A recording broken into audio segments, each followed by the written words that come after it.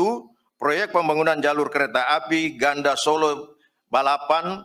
Komisi Pemberantasan Korupsi atau KPK membeberkan hasil temuan kasus dugaan korupsi di lingkungan Ditjen Perkeretaapian atau DJKA, Kementerian Perhubungan atau Kemenhub. Ada 4 proyek pembangunan dan perawatan jalur kereta api tahun anggaran 2018 hingga 2022 yang tersandung kasus ini. Keempat proyek itu tersebar di wilayah Jawa, Sumatera, dan Sulawesi. Dikutip dari tribunnews.com, Wakil Ketua KPK Johanis Tanak memberikan penjelasan dalam konferensi pers pada Kamis 13 April. Ia menduga adanya rekayasa dilakukan dalam proses pembangunan dan pemeliharaan proyek tersebut. Di antaranya, proyek pembangunan jalur kereta api Ganda Solo Balapan Kadipiro Kalioso, Jawa Tengah. Kedua, proyek pembangunan jalur kereta api di Makassar, Sulawesi Selatan. Proyek tersebut merupakan proyek pembangunan jalur kereta api Makassar Parepare. Padahal pada Rabu 29 Maret, proyek itu baru saja diresmikan oleh Presiden Jokowi. Ketiga, 4 proyek konstruksi jalur kereta api dan 2 proyek supervisi di Lampegan, Cianjur, Jawa Barat. Keempat, proyek perbaikan perlintasan sebidang Jawa Sumatera. Johanis menduga penerimaan suap oleh penyelenggara negara di lingkungan DJKA Kemenhub terkait proyek dalam kurun waktu tahun 2018 hingga 2022.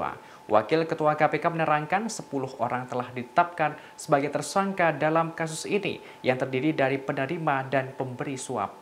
Penerima suap diantaranya Direktur Prasarana Perkeretaapian Harno Trimadi dan pejabat pembuat komitmen atau PPK Balai Teknik Perkeretaapian atau BTP Jawa Bagian Tengah Bernard Hasibuan.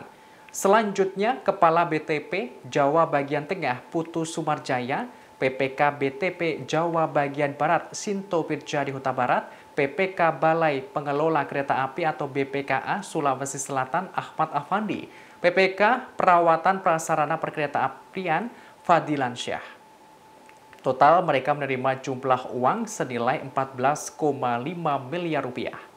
Johanis menerangkan besaran uang itu merujuk pada keterangan sejumlah terperiksa yang didukung dengan bukti permulaan. Sedangkan pemberi suap dari pihak swasta yang ingin dimenangkan sebagai pelaksana proyek. Di antaranya Direktur PT Istana Putra Agung Dion Renato Sugiarto, Direktur PT Dwi Farita Fajar Karisma Muhammad Hikmat, dan Direktur PT KA Manajemen Properti Yosef Ibrahim. Mereka memberikan fee sekitar 5 hingga 10% dari nilai proyek. Dalam kasus ini, KPK menduga para pelaku diduga merekayasa proses administrasi. Peran mereka juga mencakup penentuan proyek pemenang tender. Wakil Ketua KPK berujar para tersangka ditahan selama 20 hari pertama terhitung sejak 12 April sampai 1 Mei 2023. Penahanan ini dilakukan untuk kepentingan penyidikan. Adapun konstruksi perkara diduga telah terjadi. Pertama, pelaksanaan beberapa proyek pembangunan dan pemeliharaan jalur rel kereta api oleh Direktorat Jenderal Perkeretaapian Kementerian Perhubungan pada tahun anggaran 2021 sampai dengan 2022 diantaranya. 1. Proyek pembangunan jalur kereta api Ganda Solo Balapan Kadipiro Kalioso. 2. Proyek pembangunan jalur kereta api di Makassar, Sulawesi Selatan. 3. 4 proyek konstruksi jalur kereta api dan 2 proyek supervisi di Lampengan, Cianjur, Jawa Barat. Dan keempat, proyek perbaikan perlintasan sebidang Jawa di Sumatera. Terima kasih sudah nonton. Jangan lupa like, subscribe, dan share ya.